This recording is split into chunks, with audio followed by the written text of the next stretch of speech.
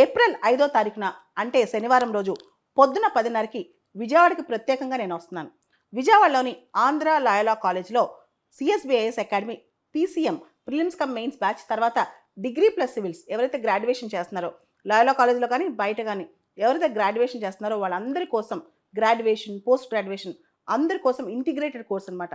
Degree plus civils course కూడా అక్కడ launch చేస్తాం. దీనికి సంబంధించి అనేక సందేహాలు వస్తాయి. సివిల్స్ ఎగ్జామ్ ఎలా రాయాలి, ఎలా పాస్ అవ్వాలి, దీనికి సంబంధించి సివిల్సే కాదు రకరకాల కాంపిటేటివ్ ఎగ్జామ్స్ గ్రూప్ 1 గ్రూప్ 2 దీనికి సంబంధించి మీ సందేహాలు అడిగి తెలుసుకోవచ్చు. మీరు ఏప్రిల్ 5వ తారీఖున శనివారం పొద్దున 10:30కి ఎవరైతే రాష్ట్రం మొత్తం ఆంధ్రప్రదేశ్ కానీ తెలంగాణ కానీ ఇంటర్మీడియట్ పూర్తి చేశారో లేదా డిగ్రీ చదువుతూ సివిల్స్ ప్రిపేర్ అవుదాం అనుకుంటున్నారో అందరూ రావచ్చు, లేదా డిగ్రీ అయిపోయిన వాళ్ళు కూడా సివిల్స్ అక్కడ జాయిన్ అవ్వాలి అనుకున్న వాళ్ళు కూడా రావచ్చు అనమాట. ఏప్రిల్ 5వ తారీఖు పొద్దున 10:30కి విజయవాడలో నేను స్వయంగా ఆంధ్ర లాయలా కాలేజ్కి వస్తున్నాను. విజయవాడ ఆంధ్ర లాయలా కాలేజ్కి. అమెరికన్ ఎకానమీలో రెసెషన్ రాబోతోందా? దీని ప్రభావం ప్రపంచవ్యాప్తంగా ఆర్థిక వ్యవస్థల మీద పడబోతోందా? చాలా రేటింగ్ ఏజెన్సీస్ అమెరికన్ ఎకానమీలో మాంద్యం రాబోతుందని అంచనాలు వేస్తున్నాయి. గోల్డ్మెన్ సాచ్ కంపెనీ వచ్చే ఆర్థిక సంవత్సరం అమెరికన్ ఎకానమీ కేవలం 1% జీడిపి ఫోర్కాస్ట్ చేస్తుందన్నమాట. అదేవిధంగా అమెరికాలో అన్ఎంప్లాయ్మెంట్ అనేది 4.5% ఉంటుందంట. దాంతోపాటు రెసెషన్ ప్రాబిలిటీ గోల్డ్మెన్ సాచ్ కంపెనీ ప్రకారం ఇంతకుముందు 20% ఉంటే ఇప్పుడు 35%. వచ్చే 12 నెలల్లో మనం కనుక గమనిస్తే నెక్స్ట్ 12 మంత్స్లో అమెరికాలో రెసెషన్ వచ్చే అవకాశం ఉందని చెప్తున్నారు. జేపీ మార్గన్స్ మనకు తెలుసు టాప్ మోస్ట్ రేటింగ్ ఏజెన్సీ. వీళ్ళు కూడా డొనాల్డ్ ట్రంప్ ఎన్నికైనప్పుడు కేవలం 40% మాత్రమే ఛాన్స్ ఉంది కమింగ్ ఫినాన్షియల్ ఇయర్లో అమెరికా రెసెషన్ రావడానికి అని చెప్పిన వాళ్ళు ఇప్పుడు 60% వరకు ఛాన్స్ ఉందని చెప్తున్నారు. ట్రంప్ యొక్క టారిఫ్లు చూసి ఇదంతా చూసి చాలా హై ప్రాబిలిటీ ఉంది అమెరికాలో రెసెషన్ రావడానికి అని చెప్పి. అంతేకాదు ఇప్పటి వరకు చాలా రేటింగ్ ఏజెన్సీస్ ఇంతకుముందు అంటే 3 నెలల ముందు 40% మాత్రమే ఛాన్స్ ఉంది 2025లో రెసెషన్ రావడానికి అని చెప్పిన వాళ్ళు ఇప్పుడు 60% ఛాన్స్ ఉందని చెప్తున్నారనమాట.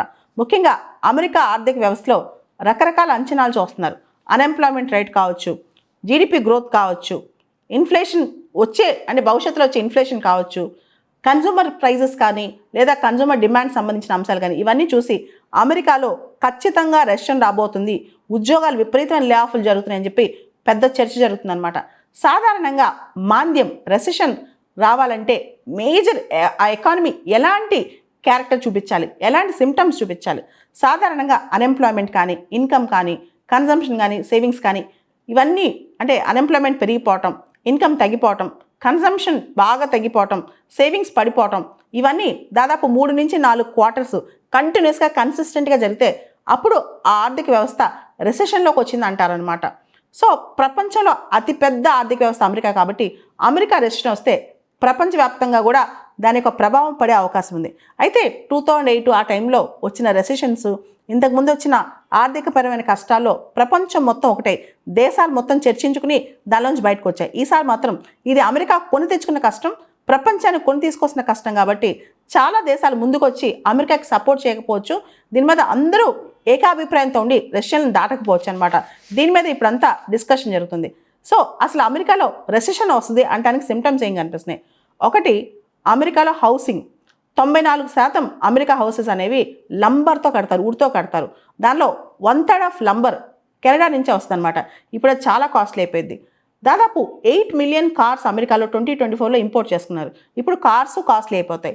అమెరికాలో ఫ్యూయల్ ప్రైజెస్ కాస్ట్లీ అయిపోతాయి, ఆల్కహాల్ కాస్ట్లీ అయిపోద్ది, డైలీ గ్రాసరీస్ అంటే రోజువారీ నిత్యావసరాలు కాస్ట్లీ అయిపోతాయి.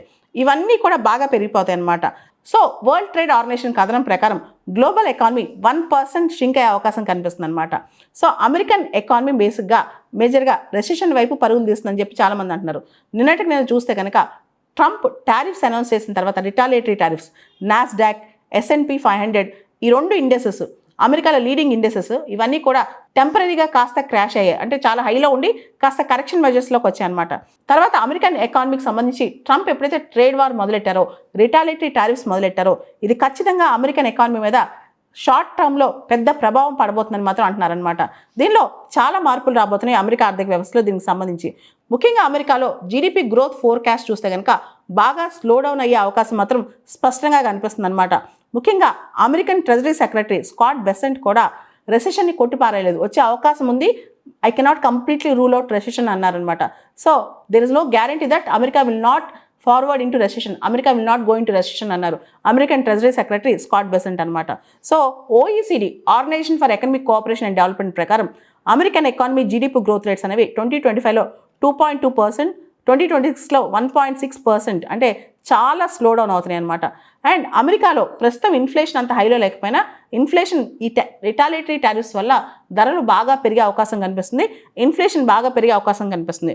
తర్వాత అమెరికన్ ఎకానమీలో కన్సూమర్ స్పెండింగ్, ఏదైతే వినియోగదారులు స్పెండింగ్ చేస్తారో ఆ స్పెండింగ్ బాగా తగ్గే అవకాశం ఉంది.